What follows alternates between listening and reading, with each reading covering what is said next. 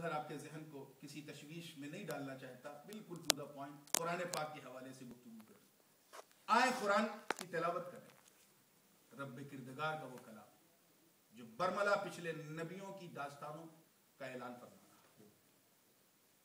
پچھلی امتوں کے حالات پہ آپ غور کریں، پچھلی امتیں چاہے جیسی بھی سب پر عذاب آیا، کم و بیش، کسی پر زیادہ، کسی پہ ہلکا، کسی پہ معمولی، کسی پہ نہیں آیا۔ کسی پر ایسا عذاب آیا کہ برباد ہو گئے، کسی پر ایسا عذاب آیا کہ مٹ گئے، اور کسی پر تو ایسا آیا کہ خود بھی گئے اور پوری دنیا لے گئے۔ اور سب کا ایک قدر مشترک جو جرم تھا وہ یہ تھا کہ نبی کی توہین، یعنی جس نبی کی وہ امت تھے اسی نبی کی توہین، کہیں ذات کی توہین تو کہیں نبی کی بات کی توہین۔ فار ایگزامپل حضرت نوح علیہ السلام، وہ نوح جن کے بارے میں اللہ تعالیٰ فرماتا ہے عبدن شکور، شکر گزار بندے، صبر کی انتہا پر فائز، شکر کے کمال پر وہ بیٹھے ہوئے، امت کی اصلاح فرما رہے ہیں۔ وہ امت جس امت کے وہ نبی ہیں، وہ امت اپنے نبی کی شان میں گستاخیاں کر رہی ہے، نبی کا دل ٹوٹ رہا، رب سے دعا کر رہے ہیں کہ اللہ تو نے یہ ذمہ داری تو عطا فرمائی ہے، مگر میری امت بڑی سرفری ہے، یہ ماننے کو تیار نہیں ہے، مجھے جھوٹا یہ کہتی ہے کہ تم جھوٹے ہو، مجھ پر ضلالت و گمراہی کا الزام لگاتی ہے کہ تم معاذ اللہ غلط ڈائریکشن پہ ہمیں لے جا رہے ہو۔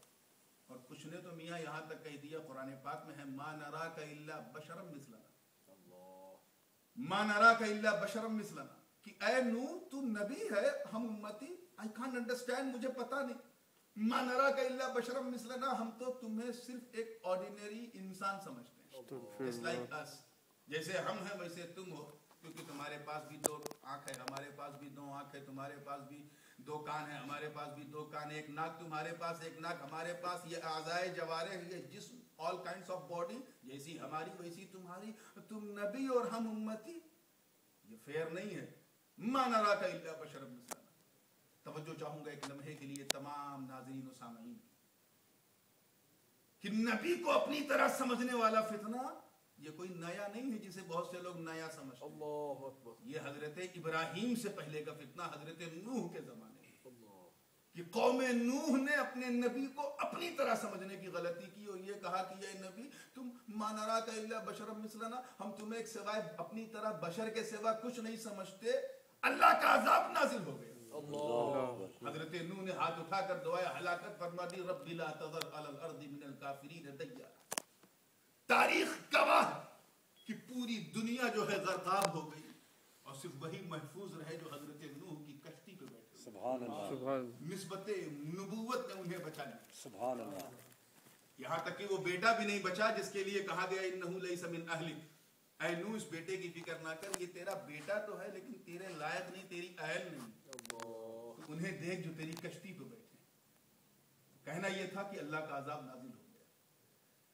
حضرت لوط کی امت بدکرداری بدفعلی میں مبتلا ہوئی، حضرت لوط نے ایک بار سمجھایا، دو بار سمجھایا، تین بار سمجھایا، اے میری امت، اے امہ مت کر یہ کام، اللہ کو ناگوار گزر رہا ہے، مجھے بھی پسند نہیں، مت کر یہ کام، چھوڑ دے، مگر وہ امت اتنی سرفری کہ جتنا یہ منع کرتے تھے اتنا ہی وہ دو قدم آگے بڑھ کے کرتے تھے۔ نوبت یہ آ گئی کہ قرآن کی آیت نازل ہو گئی، وَأَمْطَرْنَا عَلَيْهِمْ مَطَرًا فَسَاءَ مَطَرُ الْمُنذَرِينَ إِلَّا عَجُوزًا فِي الْغَابِرِينَ ثُمَّ دَمَّرْنَا الْآخَرِينَ۔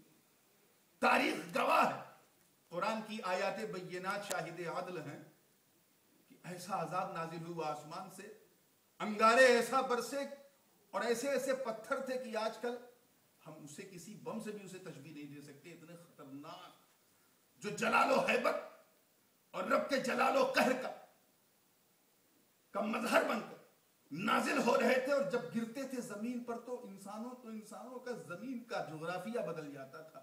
میں نے بھی وہ زمین دیکھی ہے، بغداد سے جب عمان سے جب بغداد کی طرف جائیے تو داہنی طرف وہ علاقہ نکل جاتا ہے، اور میں نے پوچھا بھی تھا اپنے ڈرائیور سے کہ یہ کون سی جگہ ہے، تو اس نے کہا یہ وہ جگہ ہے جہاں قوم لوط آباد تھی۔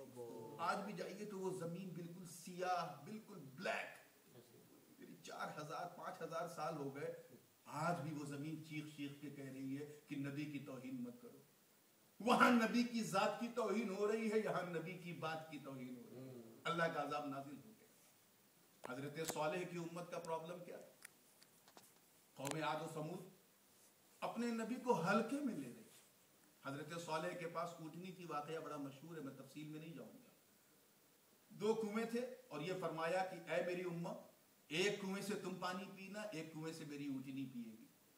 چند دن یہ سلسلہ چلا، اس کے بعد پھر ایک دن امت نے فیصلہ کیا کہ یہ تو انصاف نہیں ہے، ایک کنویں سے پوری کمیونٹی پیے، پوری امت پیے، اور ایک سے ان کی اونٹنی نہ کسی کام کی نہ کاج کی، سومن اناج کی.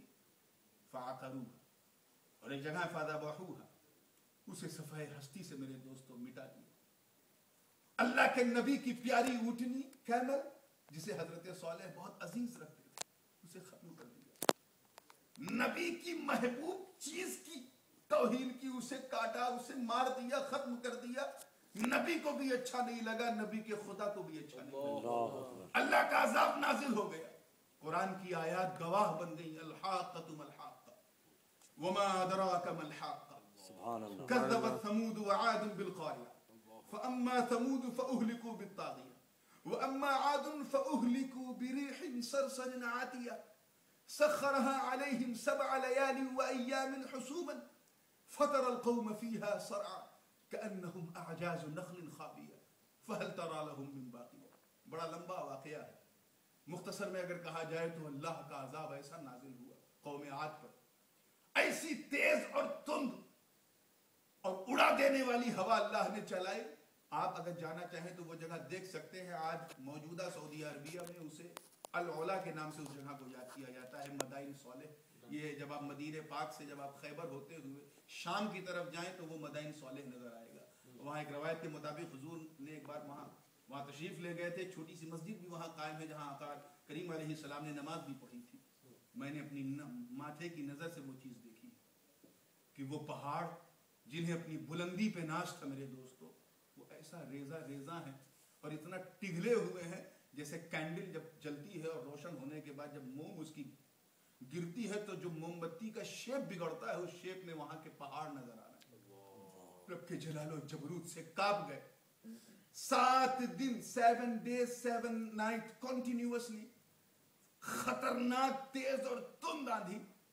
ایسی آندھی کہ اس سے پہلے دنیا نے کبھی نہ ایسی آندھی سنی تھی نہ دیکھی تھی. قوم الٹ پلٹ گئی. روایت ہے کہ کچھ لوگ پہاڑ کے اوپر جھونکوں سے چلے جاتے تھے تو کچھ ایسا نیچے گرتے تھے جیسے ایسا لگتا تھا جیسے کھجور کے پیڑ سے چھال ٹپک رہی ہو. جرم کیا تھا ان کا؟ نبی کی توہین.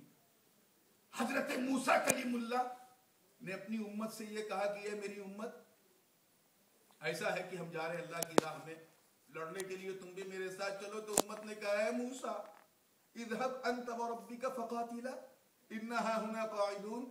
اے موسیٰ جاؤ تم اور تمہارا رب لڑو، ہم تو یہاں بیٹھے رہیں گے. اتنا کہا تھا، اللہ کا عذاب نازل ہو گیا.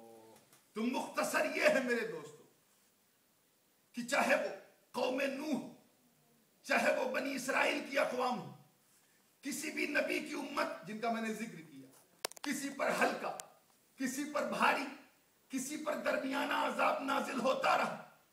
اور ہمارا حال یہ ہے کہ نبی نے، مصطفیٰ جان رحمت علیہ السلام نے مکے کی زمین پہ قدم رکھا، دہشت گردوں نے نبی کا جینا مشکل کر دیا، مگر عذاب ہے کہ آنے کو تیار نہیں. شاب ابی طالب میں 2.5 سال ہاؤس ارسٹڈ ہو گئے، مگر پھر بھی عذاب ہے کہ آنے کو تیار نہیں. طائف کی زمین پر نبی کے سینے علم نشرح کو لہو لوہان کر دیا گیا، مگر عذاب ہے کہ آنے کو تیار نہیں. مصطفیٰ جان رحمت کے دندان مبارک شہید ہو گئے احد میں، مگر عذاب نہ آیا. وہ جھڑیاں پیٹ پہ پھینکی گئی مگر عذاب نہ آیا. نبی کی راہوں میں کانٹے بچھائے گئے مگر عذاب نہ آیا. مصطفیٰ جان رحمت کی باقی بارگاہ میں دشنام ترازیوں کا بازار گرم ہو گیا مگر عذاب نہ آیا. انتہا یہ ہو گئی کہ نبی کی عزیز چچا امیر حمزہ کو شہید کر دیا گیا، دانتوں سے کلیجہ چبا لیا گیا مگر عذاب نہ آیا. بدر و احد، خیبر و خندق میں مصطفیٰ جان رحمت کو تلوار اٹھانی پڑی مگر عذاب نہ آیا. ارے نبی تو نبی، ان کے غلاموں کو بھی تڑپایا گیا. ابو بکر صدیق کے سامنے منکرین زکوٰۃ نے سر اٹھایا.